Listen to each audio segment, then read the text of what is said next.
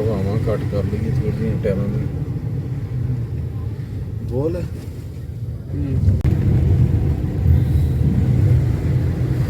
जो इस दुनिया से रुखसत हो गए हैं, अल्लाह ताला उन सब की मग़फ़िरत फ़रमाए। बिस्मिल्लाहिर्रहमानिर्रहीम। अस्सलाम वालेकुम नाज़रीन, मैं हूँ फ़याज़ महमूद और आप देख रहे हैं फ़याज़ महमूद यूट्यूब चैनल। नाज़रीन, सानिया मरी वो तो हो गया, लेकिन अपने पीछे गमों की जो दास्तानें छोड़ गया है। जब जो लाशें हैं जाँ-बहक अफ़राद की, शहदा की, उनके घरों में पहुँची तो वहाँ पर क़यामत सुग़रा का मंज़र था।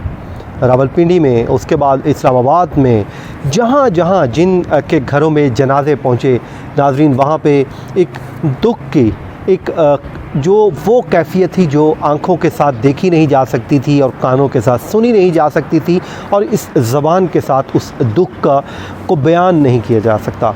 नाज़रीन, जो इंसान इस दुनिया से जिस घर का फ़र्ज जाता है, जो तकलीफ़ उसको हो सकती है वो ना मुझे हो सकती है ना आपको हो सकती है।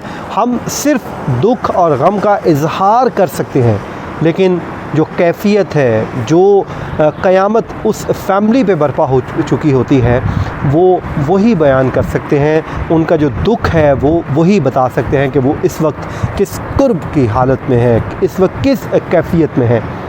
ये दुख, ये सानिया हमेशा हमेशा जो हमारे ज़ख्म हैं इनको हमेशा ताज़ा रखेगा, और इसके पीछे जो नाअहली है, इसके पीछे जो कैफ़ियत है, वो तमाम तर चीज़ें हैं। लेकिन इंसान मर रहे थे, और जो मरी में इंसानों की जो जान के बदले 40,000 रुपया, 50,000 रुपया, 60,000 रुपया, जितना जिसके मुंह में आ रहा था उतना मांगा जा रहा था। नाज़रीन, ये कहानी है, ये दुख, ये दर्द, ये वो सितम ज़रीफ़ी है जो हम में पहले नहीं थी। बीइंग अ मुस्लिम, हमें हमारे अंदर इंसानियत होनी चाहिए। हुआ उसमें कुछ यूँ कि अभी जो इब्तदाई जो तहकीकात सामने आई हैं उसके मुताबिक वहाँ पर मन माने किराए कमरों के कर दिए गए। सहाफ़ी रियाजुल हक ने ट्वीट किया, उन्होंने बताया कि 40 से 50,000 रुपया एक रात के लिए डिमांड किया जा रहा था। कमरे खाली पड़े थे, लोग बाहर गाड़ियों में अपनी में क़याम करने के ये कोशिश थे, अपनी रात बसर करने के लिए उस गाड़ियों में सो रहे थे कि उनकी जान किसी तरीके बच जाए। लेकिन अंदर बैठे बेहिस लोग उनके बदले, उनकी जान बख्शी के बदले 40,000 रुपया, 50,000 रुपया डिमांड कर रहे थे। और जो इब्तदाई तहकीकात आई हुई हैं, लोगों के पास इतनी रकम नहीं थी कि वो उनको अदा कर सकते, और यूँ उन्होंने अपनी गाड़ियों में ही रात क़याम करने का फ़ैसला किया। लेकिन वो हमेशा हमेशा के लिए उनकी ज़िंदगी की आखिरी रात इस दुनिया में साबित हुई। मौत के मुंह में ये लोग चले गए, लेकिन आज वो हमसे सवाल को ना है, क्या यही इंसानियत सिखाई गई थी? क्या यही इंसानियत है कि हमारे सामने लोग अपनी जानों से हाथ धो रहे हों और हम अपने बच्चों का पेट पालने के लिए उनसे पैसे कमाने के चक्कर में लग जाएं? तो इस पे मुझे इंतहाई अफसोस है। बल्कि हमारे एक दोस्त हैं आमिर अब्बासी साहब, दुनिया टीवी से उनका ताल्लुक़ है और वो मरी से बिलोंग करते हैं। नाज़रीन, उन्होंने जो ट्वीट किया, उन्होंने कहा कि मुझे अपने मरी वाले पे होने पे, जो मैं मरी से हूँ, मुझे उस पर शर्मिंदगी है। उन्होंने दुख और गम का इजहार किया कि मुझे अफसोस है कि मेरा ताल्लुक़ मरी से है। मेरे मरी वालों ने जो लोगों को ज़िंदगी नहीं दी, उनको को बचाने के लिए कुछ नहीं किया। ऑल्दो वहाँ पे अच्छे लोग भी हैं, मैं ये नहीं कहता सब। वहाँ पे कई होटल्स वालों से मुतालिक आ रहा है कि उन्होंने जब ये सानिया हो रहा था या हो चुका था तो फिर फ्री लोगों को रिहाइश की ऑफ़र्स भी की। लेकिन ज़्यादातर ये तब हुआ जब लोग अपनी 20 से 21 लोग अपनी जानों से हाथ धो बैठे थे। उसके अलावा नाज़रीन, वहाँ पर जो सानिया हुआ, बच्चों की तस्वीर आई हैं। ये इस्लामाबाद के एक ताजिर हैं, वो बच्चे जो चंद मिनट पहले बर्फ़ में खेल रहे थे, उन बच्चों की ज़िंदगी उनके साथ, उनके हसीन ख्वाब उनके सामने थे। वो अपनी वीडियोज़ बना के अपनी फैमिली को शेयर कर रहे थे। वो वीडियोज़ वायरल हुई हैं, वो दुख भरे लम्हात आपके साथ मैं शेयर कर रहा हूँ। और अब देखिए वो बच्चे किस तरह खुशियाँ मना रहे थे, लेकिन उन्हें नहीं मालूम था कि वो अगले चंद ही लम्हों में इसी बर्फ़ के नीचे दब जाएंगे और दुनिया से चले जाएंगे।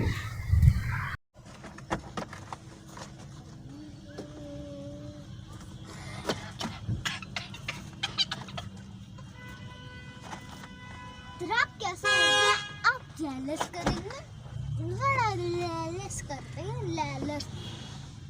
अब हम तक करेंगे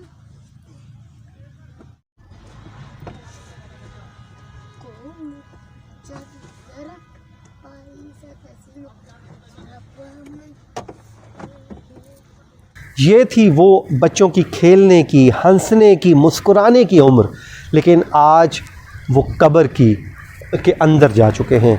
हमारी बेहिसी, हमारी नाअहली, वो नाअहली जो हुकूमती जो लोग थे वहाँ पे, सरकारी इदारों के लोग थे जिनकी ज़िम्मेदारी थी कि अगर 4000 गाड़ियों की वहाँ पर गुंजाइश है तो फिर 1 लाख गाड़ी कैसे वहाँ पर जाने दी। ये उन लोगों से आप भी सवाल कीजिए, हम भी इस प्लेटफॉर्म से सवाल करेंगे कि आप लोगों ने कैसे 1 लाख गाड़ी अंदर जाने दी, जो एक इतना बड़ा कौमी सानहा बन के सामने आया। उसके अलावा नाज़रीन, कुछ जो फैमिलीज़ हैं, ख़वातीन हैं जो वहाँ पर फंसी रहीं, जो उस मौत के मुंह से बाहर निकली हैं, एक सियालकोट की लड़की हैं, उन्होंने शुक्र किया है अल्लाह ताला का। उन्होंने वापसी में हमारे दोस्त नईम असगर से बातचीत की है, वो वीडियो क्लिप है, मैं आपके साथ शेयर कर लेता हूँ, आप उनकी स्टेटमेंट भी सुन लीजिए कि कैसे बर्फ़ानी तूफ़ान आया और अब जो रास्ते हैं वो क्लियर हो गए हैं, तो वो शुक्र कर रही हैं कि वो वापस जा रहे हैं। आप सुन लीजिए पहले, फिर हम अपनी बात को आगे बढ़ाते हैं। लोगों ने 7 वाला रूम ले लिया होटल, जो हमारे बिल्कुल साथ ही था, उसी रोड पे बिल्कुल आप साथ कहाँ ही। से आए? हम मरी कश्मीर पॉइंट से आए। नहीं वैसे हम सियालकोट से। हाँ जी, हम लोग आए थे थर्सडे को आए थे, तब रोड बिल्कुल क्लियर थी, बारिश हो रही थी और हम लोग बिल्कुल आराम से पहुंचे हैं। ये तो जो स्टॉर्म आया है उसकी वजह से बहुत प्रॉब्लम हुई है, लेकिन अल्हम्दुलिल्लाह we are safe and we are going back home now. नाज़रीन, जो ASI नवीद हैं, उनके जो कज़न है तैयब, उन्होंने जो इंटरव्यू दिया है वो दिल दहला देने वाला इंटरव्यू है, जिसमें उन्होंने इतने इंकशाफात किए हैं कि वो उन्होंने शेख रशीद अहमद साहब को पर्सनली मैसेज भेजा, उन्होंने लोकेशन लाइव भेजी और वो कुछ नहीं मिले। एक और फैमिली है जो रावलपिंडी के जाँ बहक हुए हैं, उनके जो भाई हैं, फैमिली है वो जाँ बहक हुई है। उन्होंने क्या कहा, वो जब पहुँचे वहाँ पर जो उन्हें मालूम हुआ, उनकी बेटी जो उनकी जो भतीजी थी उसकी जेब में मोबाइल था अपने भाई का और वो फ़ोन कर रहे थे, वो फ़ोन नहीं उठा रही थी। फिर किसी और शख्स ने जब वहाँ से उठाया और उसने उनको बताया कि आपकी पूरी फैमिली लुकमा अजल बन गई है, इस दुनिया से रुखसत हो चुकी है। फिर कहते हम वहाँ पर पहुँचे, उन्होंने क्या मनाज़र देखे, आप उन्हीं की ज़बानी सुन लीजिए। मोहम्मद शहजाद साहब हैं, उनकी बिया लिए और 2 बेटियां और 2 बेटे थे। कल वो सुबह 9 बजे इधर से निकले सैर के लिए, बच्चों को सैर कराने के लिए भाई, तो वहाँ तूफान आ गया हमारी बर्फबारी की वजह से, हमसे उनसे रब्ता नहीं हो सका, बार बार कॉल करने के बावजूद उनसे रब्ता नहीं हुआ हमारा। अच्छा, तो आज दोबारा सुबह मैंने रब्ता किया तो उसकी बेटी की जेब में मोबाइल था जो एक आर्मी वाले ऑफिसर को मिला, तो उससे मेरी बात हुई। उसने कहा जी कि इस तरह ये बच्ची की जेब से मोबाइल मिला, वो एक्सपायर हो गई। नाज़रीन, ये दुख भरी दास्तान, ये तकलीफ़ दे दास्तान आप सुन रहे थे।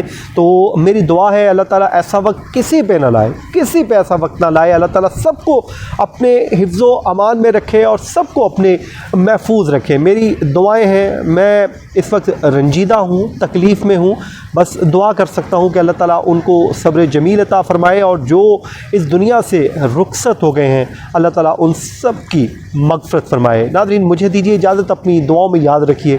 अल्लाह हाफ़िज़।